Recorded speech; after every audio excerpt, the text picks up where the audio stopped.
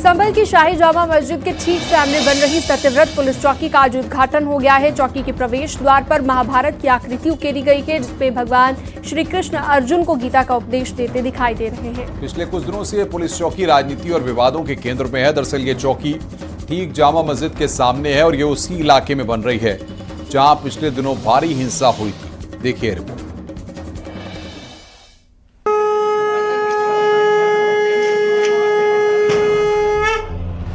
संभल में बनी सत्यव्रत पुलिस चौकी का रामनवमी पर उद्घाटन हुआ। ये चौकी संभल हिंसा के बाद 100 दिन के भीतर बनकर तैयार हुई है। जामा मस्जिद के सामने बनी चौकी का उद्घाटन भी रामनवमी पर किया गया।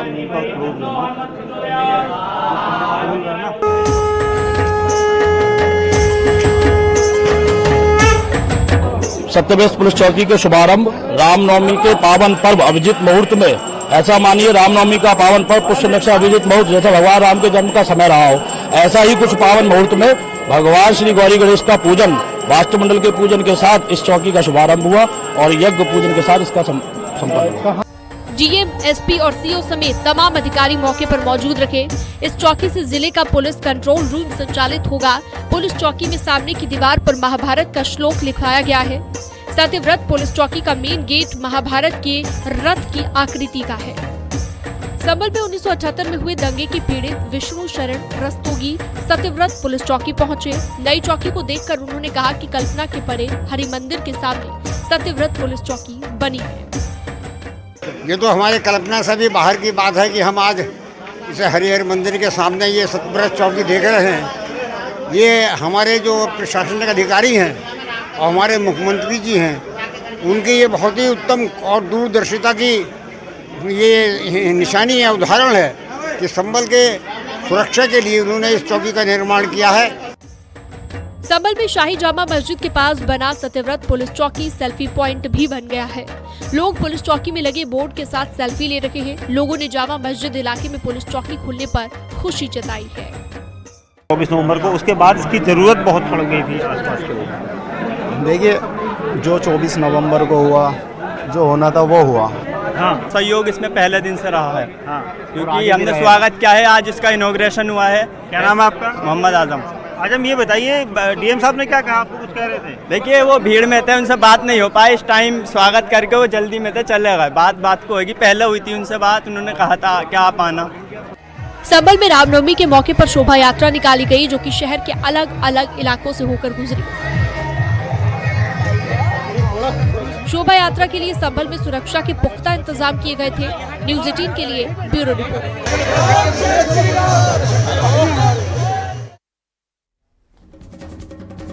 राष्ट्रपति ने वक्फ संशोधन बिल 2025 को मंजूरी दे दी, जिसके बाद से अब ये कानून बन गया है। लेकिन वक्फ बिल पर सियासी बयानबाजी थमने का नाम नहीं ले रही। कांग्रेस और एसपी नेताओं ने एक बार फिर वक्फ बिल को मुस्लिमों का विरोधी बताकर निशाना साधा। इसके बाद बीजेपी ने भी पलटवार किया है। देखिए रिपोर्ट।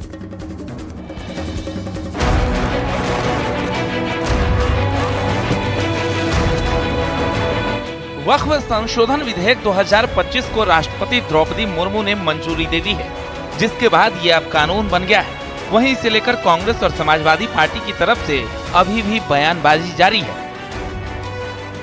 24 सांसद मुसलमान पार्लियामेंट में हैं, सिर्फ 24, और 232 ने विरोध में वोट किया है। 232 ने विरोध में वोट डाला है, सिर्फ 24 सांसद हैं। तो देश का मूड क्या है, देश का मिजाज क्या है, ये जानने के लिए राहुल जी का भी भाषण देख लीजिए। ये बहुत ही जन विरोधी ये लोग अभी सोचते हैं कि बहुत अच्छा है, अच्छा नहीं। ये सब पे लागू हो। कलेक्टर चाहे जिसकी मंदिर की, मस्जिद की, गुरुद्वारा की, चर्च की जमीन को चाहे जब कह सकता है कि ये उनकी जमीन है, वैसे काम करता है। बीजेपी सांसद साक्षी महाराज का कहना है कि दावों में ताजमहल, लाल किला और पार्लियामेंट वक्फ की संपत्ति है। यही तो पता लगाने के लिए वक्फ संशोधन बिल लाया गया है। ताजमहल भी वक्फ की संपत्ति है, पार्लियामेंट वक्फ की संपत्ति है, लाल किला भी वक्फ संपत्ति है, जहाँ कुंभ लगा वो भी संपत्ति है, सब वक्फ संपत्ति है। तो हिंदुस्तान का क्या है? इसलिए क्या वक्फ की है, क्या नहीं है, ये सारी का दूध और दूध पानी का पानी हो जाए। अलीगढ़ में वक्फ बिल पास होने पर मुस्लिम महिला नेता रूबी खान ने पीएम मोदी की तस्वीर को तिलक लगाकर मिठाई खिलाई। इस मौके पर उन्होंने कहा कि अखिलेश यादव न हिंदुओं के बन पाए न मुसलमानों के। अखिलेश यादव हैं, वो कभी ना तो हिंदू के बन पाएंगे ना किसी मुसलमान के। उनका काम हमेशा रहा है जनता को भड़काने का, सिर्फ अपने वोट के लिए। काशी में रामनवमी पर महिलाओं ने कलश यात्रा निकाली, जिसकी अगुवाई नाजनीन अंसारी ने की। वक्फ बोर्ड संशोधन बिल का समर्थन कर मुस्लिम महिलाओं ने भगवान राम की आरती उतारी। Bureau report, news 18।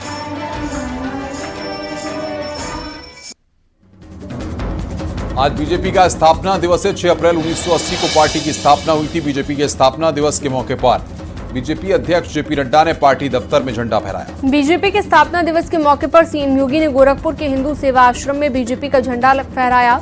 मुख्यमंत्री ने पार्टी के झंडे के साथ सेल्फी भी ली। एक रिपोर्ट आपको दिखाते हैं।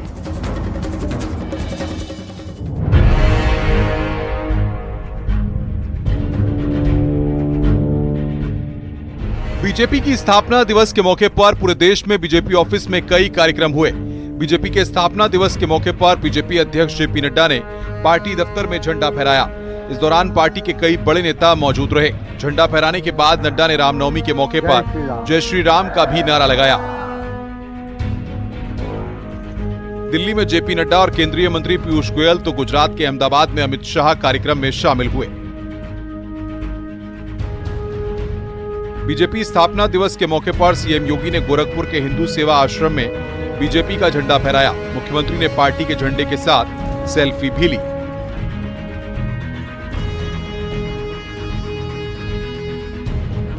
लखनऊ में बीजेपी के स्थापना दिवस के मौके पर भूपेन्द्र चौधरी ने पार्टी ऑफिस में झंडा फहराया। इस मौके पर उन्होंने कहा कि पीएम मोदी और सीएम योगी के नेतृत्व में यूपी तरक्की की ओर बढ़ रहा है। अधिकांश राज्यों में भारतीय जनता पार्टी या सहयोगियों के साथ मिलकर हमारी सरकारें हैं और हमारे लिए बहुत गौरव वाला क्षण है कि मोदी जी के नेतृत्व में लगातार तीसरी बार देश की जनता ने भारतीय जनता पार्टी को इस सौभाग्य दिया है। पिछले 8 वर्षों में योगी जी के नेतृत्व में राज्य की सरकार ने भी हमारे सभी संकल्पों को पूरा करने का काम किया है। बीजेपी की 13 राज्यों में सरकार है, जबकि 7 राज्यों में सहयोगियों के साथ सरकार बनाई है। बीजेपी के स्थापना दिवस के मौके पर अलग अलग राज्यों के सीएम ने पार्टी दफ्तर में झंडा फहराया। दिल्ली में सीएम रेखा गुप्ता, असम में सीएम हेमंत बिस्वा शर्मा और महाराष्ट्र में देवेंद्र फडणवीस ने झंडा फहराया। न्यूज़ 18 के लिए ब्यूरो रिपोर्ट।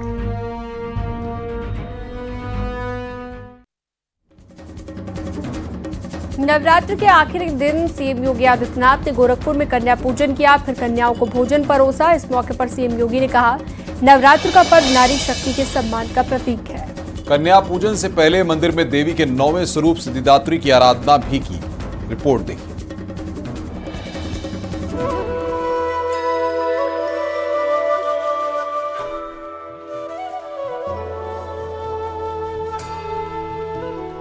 चैत्र नवरात्र के आखिरी दिन सीएम योगी ने गोरखपुर में कन्या पूजन और बटुक पूजा की। इसके बाद सीएम योगी ने कन्याओं को भोजन परोसा। इस मौके पर सीएम योगी ने कहा कि नवरात्र का पर्व नारी शक्ति के सम्मान का प्रतीक है। कन्या पूजन से पहले मंदिर में देवी के 9वें स्वरूप सिद्धिदात्री की आराधना भी की। इस मौके पर सीएम योगी ने कहा कि बेटे बेटियों के बीच भेदभाव नहीं होना चाहिए, महिला पुरुष के बीच भी भेदभाव नहीं होने चाहिए। दैनिक जीवन में भी व्यक्ति हो या परिवार, समाज हो या राष्ट्र, सभी लोगों का दायित्व बनता है कि वे बेटी और बेटे के बीच में भेदभाव न करें, महिला और पुरुष के बीच में कोई भेदभाव न हो। चैत्र नवरात्र की 9वीं तिथि के अनुष्ठान में सीएम योगी ने सबसे पहले कुंवारी कन्याओं के पांव धोए, उनके माथे पर रोली, चंदन, अक्षत आदि का तिलक लगाया, दुर्वा से उनका अभिषेक किया, माला पहनाई। कन्या पूजन से पहले सीएम योगी ने जनता दर्शन किया और वहां आए हुए लोगों की शिकायतों को सुना। साथ ही सीएम योगी ने अधिकारियों को उनकी समस्याओं को दूर करने के निर्देश भी दिए। सीएम योगी ने साफ निर्देश दिए कि किसी भी स्तर पर जानबूझकर मामले को लंबित रखा गया तो संबंधित लोगों की जवाबदेही तय की जाए। Bureau report, news 18।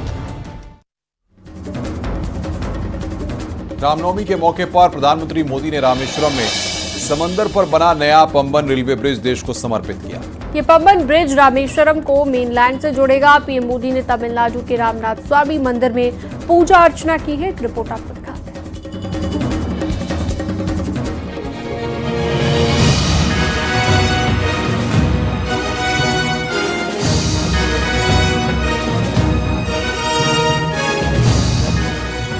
PM Modi ने रामनवमी के खास मौके पर तमिलनाडु के रामेश्वरम में ऐतिहासिक न्यू पम्बन ब्रिज का उद्घाटन किया।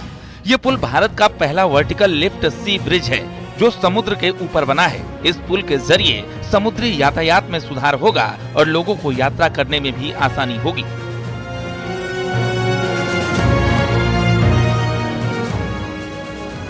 इस नए पम्बन ब्रिज का निर्माण आधुनिक टेक्नोलॉजी का इस्तेमाल किया गया है। इस पुल की खासियत यही है कि ये वर्टिकल लिफ्ट टेक्नोलॉजी पर आधारित है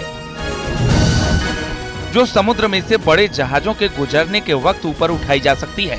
इससे न केवल तमिलनाडु में यात्रा आसान होगी बल्कि व्यापारिक गतिविधियों को भी बढ़ावा मिलेगा। पीएम मोदी ने नए ब्रिज का उद्घाटन किया जिसके बाद तमिलनाडु के मंडपम से ट्रेन रवाना हुई। मंडपम से रामेश्वरम के लिए पहली ट्रेन रवाना हुई। पम्बन पुल का गहरा सांस्कृतिक महत्व है। रामायण के अनुसार राम सेतु का निर्माण रामेश्वरम के पास धनुषकोडी से शुरू हुआ था। पीएम मोदी ने तमिलनाडु के रामेश्वरम के रामानाथ स्वामी मंदिर में पूजा अर्चना की। पीएम मोदी रविवार को ही श्रीलंका दौरे से लौटे हैं। इस दौरान उन्होंने विमान से राम सेतु का दर्शन भी किया।